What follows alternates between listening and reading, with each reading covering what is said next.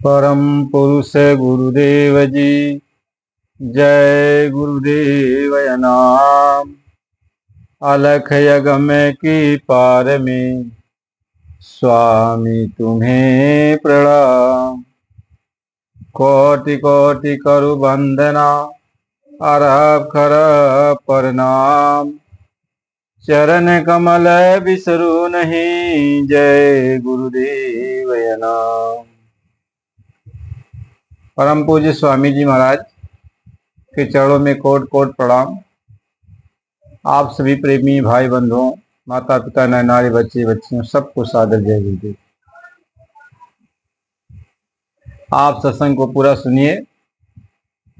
आज का ये प्रकरण है, सत्संग है कि दिल्ली का बादशाह सिकंदर लोदी के शरीर में जलन का रोग हो गया था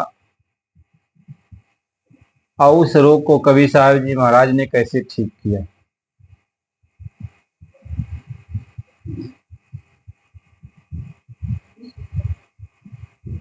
इसका आज विस्तार से इसके बारे में हम सब लोग चर्चा करेंगे। संत जब जब इस धरती पे आते हैं तो कुछ न कुछ ऐसा वो करिश्मा करते हैं ताकि लोग सत्य भाव को, सही चीज को परख सके, समझ सके कि महात्मा इस संसार में क्यों आते हैं, किस लिए आते हैं, क्या करने के लिए आते हैं, इसके बारे में लोग जान सके। दिल्ली का सम्राट सिकंदर लोदी बादशाह, जो लोदी वंश में वो आया था, एक बार उसके शरीर में जलन का रोग हो गया। वह बहुत सारे हकीम वैद्यों को बुलवाया, हिंदुओं में और मुसलमानों में सभी लोग आए और बहुत सारी दवा जो है सिकंदर लोदी को दिए, लेकिन सिकंदर लोदी किसी की दवा से ठीक नहीं हुआ। बड़ा मेहनत लोगों ने किया, अच्छी से अच्छी दवाइयां सिकंदर लोदी को दी गई, लेकिन दवाई का जरा सा भी असर नहीं हुआ। जरा सा भी असर नहीं हुआ। अब सिकंदर लोदी बादशाह जीवन से निराश हो गया। जीवन से निराश हो गया। अब सोचने लगा कि अब हमारा रोग ठीक नहीं होगा और इसी जलन के साथ अब हमारा अंतिम समय भी आ जाएगा। अंदर अंदर बहुत दुखी हो रहा था। हकीम वैद्यों से और उपचार बताया तो सारे हकीम वैद्यों ने यही कहा कि देखिए राजन, हम लोगों को जो भी जानकारी थी, जैसा भी दवा हम लोग दे सकते थे, हम लोगों ने अपने हिसाब से भरसक प्रयास किया कि आपका रोग ठीक हो जाए, लेकिन हम लोगों की दवा काम नहीं की। ऐसे लगता है कि ये आपको जो बीमारी आई है, यह बीमारी लाइलाज बीमारी, यानी इस बीमारी की कोई दवा नहीं है। यह परमात्मा की तरफ से, आपको अल्लाह की तरफ से बीमारी आई है, इसलिए आप ठीक नहीं हो सकते। सिकंदर लोदी चौंक पड़ा, हम ठीक ही नहीं होंगे। हाँ, लोगों ने कहा, वैद्यों ने कहा, हकीमों ने कहा कि नहीं, आप ठीक नहीं हो सकते हो, क्योंकि अब दवा, जो भी दवा हम लोगों को देना था, अच्छी से अच्छी दवा आपको दिया, लेकिन अब आप ठीक नहीं हो सकते क्योंकि दवा काम नहीं कर रही है। तो उसमें एक वैद्य ने कहा कि यदि आप मेरी बात को, मेरी सलाह को माने तो आपसे एक गुजारिश करूं। तो सिकंदर लोदी ने कहा, बेशक, आप बिना डर के जो है हमसे कहो। कहें कि देखिए, काशी नगरी में एक कबीर नाम की एक महात्मा है, संत है। उनको लोग भगवान की तरह, अल्लाह की तरह मानते हैं और बहुत सारे लोगों को, लोगों की परेशानियों को उन्होंने दूर किया है। तो आपकी भी परेशानी वो दूर कर सकते हैं। ऐसा उन्होंने बहुत चमत्कार किया है। तो सिकंदर लोदी ने कहा कि आप सारे हकीम वैद इतनी दवा करके थक गए और हमारा जरा सा भी दर्द कम नहीं हुआ, वो बेचारा वो संत है, वो क्या हमारी दवा करे। फिर सब लोग चुप हो गए, लेकिन हिम्मत जुटाकर फिर कहें कि नहीं सरकार, बादशाह, आप कबीर के पास जरूर जाइए, क्योंकि वो आप, यदि उनकी कृपा दया हो जाए तो आपका रोग ठीक हो सकता है। अब बादशाह को दर्द था ही, अंदर जलन हो रही थी, तो उसको जाना तो था ही। उसने हुक्म दिया कि हमें जो है कबीर साहब के पास ले चलो। तो रथ साज दिया गया, हाथी घोड़े साज दिए गए और सेना भी साथ चल पड़ी और काशी नगरी की तरफ। तो काशी नगरी का बादशाह है उस समय काशी नरेश जो है बघेल जी थे, वीर सिंह बघेल जी थे। तो उनको जब पता चला कि हाँ मतलब दिल्ली के सम्राट आ रहे हैं, तो उन्होंने उनको स्वागत किया और स्वागत किया। स्वागत से वो खुश हुए। तो बादशाह ने कहा कि मतलब आप आराम फरमाइए, भोजन कर लीजिए। तो उन्होंने कहा कि देखिए मैं दर्द से बहुत परेशान हूँ। सिकंदर लोदी ने कहा मैं दर्द से बहुत परेशान हूँ, मेरा दर्द जब तक नहीं जाएगा मुझे चैन नहीं मिल रहा, तो मुझे कबीर साहब के पास ले चलो, कबीर साहब को यहाँ बुलवा लो। तो काशी नरेश ने कहा कि बादशाह, बात यह है कि वो महापुरुष हैं, वो भगवान हैं, अल्लाह हैं, और उनके दरबार में हम लोगों को चलना चाहिए, उनको बुलाना नहीं चाहिए। हम उनके दर्शन के लिए स्वयं चलें तो ठीक। तो सिकंदर लोदी बादशाह ने कहा चलिए हम लोग चले उनका दर्शन करने के लिए। तो बादशाह ने कहा, काशी नरेश ने कहा बादशाह से कि वो शाम का वक्त है, वो अपने गुरु से मिलने के लिए गए हैं रामानंद जी के यहाँ। तो चलिए रामानंद जी के यहाँ चला जाए, वहीं भेंट हो जाएगी। तो रामानंद जी के पास जो है सिकंदर लोदी बादशाह और वीर बघेल जी काशी नरेश के, ये सब गए। तो उस समय कबीर साहब जी महाराज आए नहीं थे, तो लोग उनका इंतजार कर रहे थे। तो बादशाह ने कहा जब तक वो कबीर साहब नहीं आ रहे हैं, यहाँ बैठकर उनका इंतजार कर लिया जाए। तो काशी नरेश ने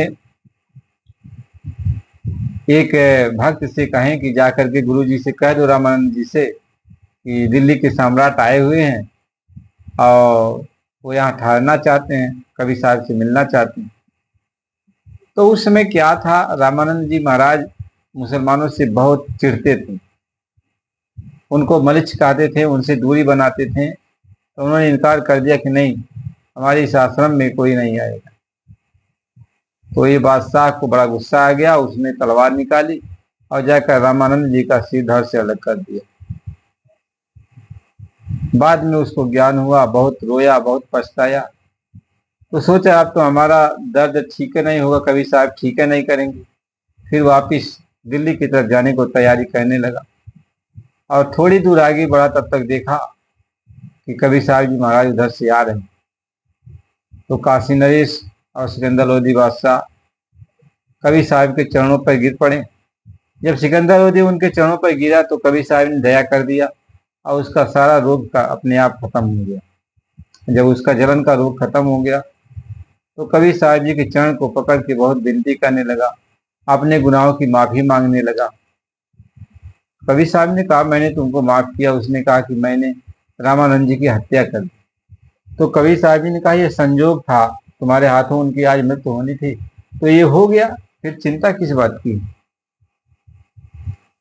फिर सभी लोग आए, जहां रामानंद जी महाराज का धड़ से अलग था। कबीर साहब जी ने विनती प्रार्थना की और इसके बाद रामानंद जी का शरीर जुड़ गया, रामानंद जी जीवित हो गए। ये सारा प्रसंग जो है सिकंदर लोदी देख रहा था और उसने कबीर साहब जी महाराज की बहुत विनती किया, अपने गुनाहों की माफी मांगी। तो देखिए, महात्मा जो होते हैं, संत जो होते हैं, उनकी कृपा दृष्टि बहुत काफी होती है। जब किसी के ऊपर अपनी कृपा दृष्टि उधर बरसा देते हैं, तो वह जीव कितनों खराब हो, वह निर्मलता उसके अंदर आ जाती है, वह सारे पापों से मुक्त हो जाता है। बस संत की कृपा मिल जाए। संत की कृपा जो है जोर जबरदस्ती से नहीं मिलता, धन दौलत से नहीं मिलता, अभिमान से नहीं मिलता। ये कहो कि हम जोर जबरदस्ती करके संतों महात्माओं से दया कृपा ले लें, तो ऐसा नहीं होता।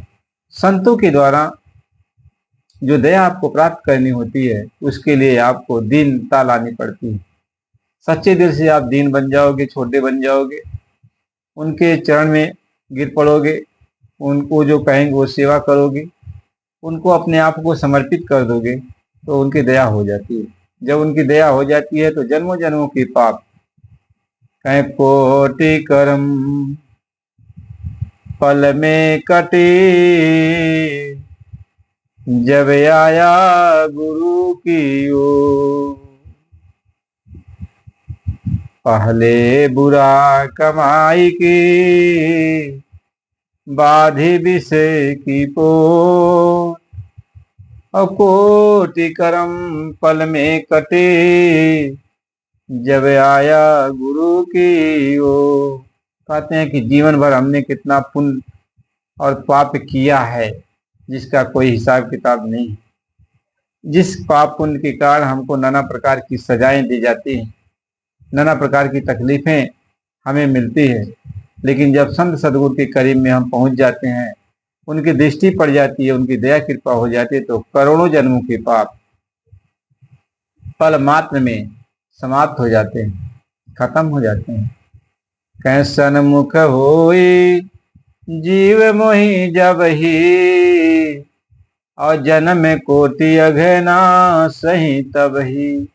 कहते हैं महापुरुष के सामने जैसे कोई जीव पहुंचता है, करोड़ों जन्मों के पाप खत्म हो जाते हैं और उसको निर्मल बना देते हैं, और निर्मल बना करके उसके ऊपर कृपा दया बरसाते हैं और जीव को भवसागर से पार कर देते हैं।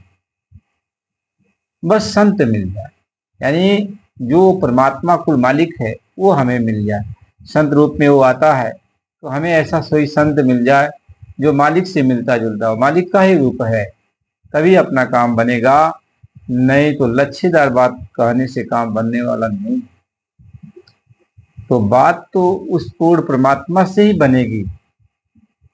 वह पूर्ण परमात्मा चाहे जिस जोनि में आया हो, चाहे जिस मजहब में आया हो, वो पूर्ण परमात्मा आपको मिलना चाहिए। वो परमात्मा मानव तन रूपी पोल पर आता है। अब वो चाहे हिंदू में चला आवे, चाहे मुसलमानों में चला आवे, चाहे सिख ईसाइयों में चला आवे, कोई धर्म मजहब में चला आवे, लेकिन वो पूर्ण परमात्मा जब मिल जाता है, पूरे संत सदगुरु जब मिल जाते हैं, तभी जीव का कल्याण होता है। तो जन्मों जन्मों की जो मैल है ये आत्मा के ऊपर से तभी हट जाती है जब पूरे महात्मा मिल जाते हैं। देखो, नामदान की प्रक्रिया की जहां तक बात है, साधन भजन की जहां तक बात है, ये तो बाद की बात है।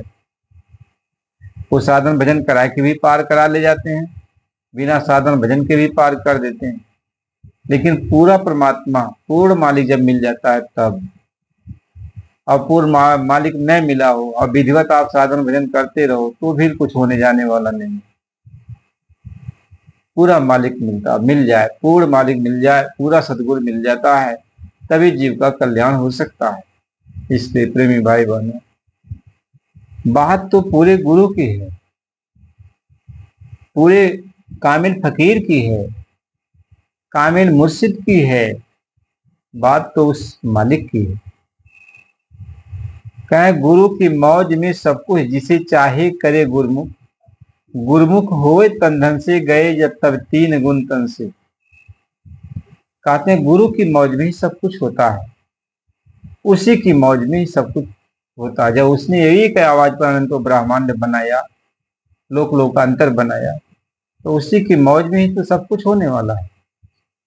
इसलिए उसकी मौज निहारो, उसकी कृपा प्राप्त करो, आप वाद विवाद मत करो, किसी महात्मा को छोटा बड़ा मत कहो, निंदा चाई चुगलाई मत कहो, ये कहो कि जब तक पूरा मालिक नहीं मिलेगा, जब तक संत सदगुरु पूरा नहीं मिलेगा, जो परमात्मा से मिला हुआ है, परमात्मा के पास आता जाता है, ऐसा गुरु जब तक नहीं मिलेगा तब तक जीवात्मा भवसागर से पार नहीं होगी। जब ऐसा गुरु मिल जाएगा तब ये जीवात्मा भवसागर से पार हो जाएगी। इसलिए कहा पूरे गुरु की बेअंत बड़ाई। तो पूरा गुरु जब मिल जाता है तो उसकी बेअंत बड़ाई, यानी उसका कोई सीमा नहीं है कि आप उसका गुणगान कब तक गाते रहोगे, उसकी बड़ाई कब तक आप करते रहोगे। इसलिए पूरे गुरु की बात है, तो पूरा गुरु मिलना चाहिए। कवि साहब जी महाराज पूरे संत सदगुरु थे, आए थे, जीवों को चेताया और समझाया।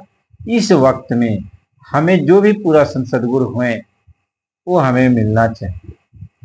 जब तक वो नहीं मिलेंगे तब तक जीव का कल्याण नहीं होगा। धरती पे बहुत सारे महात्मा हैं, और इन सारे महात्माओं में कौन पूरा है कौन अधूरा है ये कैसे पता चलेगा? ये पता तो चल नहीं सकता, क्योंकि ये कहीं रंग के सभी लोग हैं, सभी दाढ़ी जटा बाल रखा लिए हैं, सभी महात्मा बन के बैठ गए हैं, सबको किताबी ज्ञान हो चुका है, सब लोग एक से एक दोहा चौपाई बोलने लगेंगे, सभी लोग कंठस्थ कर लिए हैं, हर भाषा भाषी का ज्ञान रखते हैं, सब लोग सत्संग बढ़िया सुना देते हैं, तो आप पहचान कैसे करोगे? नहीं कर सकते। अब वो मालिक खुद ही आपको पहचान कराएगा, वो मालिक खुद ही आपको पकड़ेगा तभी। इसलिए जीव की बस कुछ नहीं है। इसलिए कहा सोई जाने जेहि देव जनाई, और जानत तुम्हें तुम्हें हुई जाई। कहते वही जानेगा जिसको मैं खुद जनाऊंगा। यार तो कुल मालिक यही कहता है कि वही जानेगा मुझको जिसको मैं खुद जनाऊंगा। इसलिए जीव की बस का कुछ नहीं। जीव की बस का एक चीज है कि पर बस जीव और स्वबस भगवंता, और जीव अनेक एक श्रीकंता। कहते जीव तो परबस है न, लेकिन अब उसके पास तो कुछ नहीं है। एक उपाय से वह प्रभु से मिल सकता है कि अपने अंदर रुदन करे, तड़पे मालिक से मिलने के लिए, और उसकी तड़प ही मालिक को रहने नहीं देगी, और मालिक आपके पास चला आएगा, आप उससे मुलाकात कर लोगे, मालिक आपको मिल जाएगा। बस रोने से कहे हंसी हंसी कंद न पाइया, जिन पाया तिन रोए, और हंसे से जो पी मिले तो कौन दो आगिन हो। कहते हंसने से नहीं वो मिलेगा, वह आत्म रुदन से मिलता है। जब आत्मा के अंदर तड़प पैदा होगी, मालिक से मिलने की चाह पैदा होगी, तो आत्म तड़प की जो वेदना होती है उसको वो बर्दाश्त नहीं कर पाते। वो खुद कहीं पर भी रहेंगे, वो आपके पास चले आएंगे, आपको समझाएंगे बुझाएंगे, आपको अपना परिचय मिल जाएगा, उनका भी परिचय मिल जाएगा। इसलिए आप रो, अंतरात्मा से आत्मा से पुकार लगाओ, तो मालिक दया कर देंगे। इसलिए प्रेमी भाई बहनों, सत्संग आप बराबर सुनते रहो। नए प्रेमी हो तो चैनल को लाइक सब्सक्राइब कर दो, पुराने हो बराबर सुनते रहो, नए भी अब बराबर सुनते रहो। इसलिए अगला सत्संग फिर अगली वीडियो में आपको मिलेगा। जय गोपी।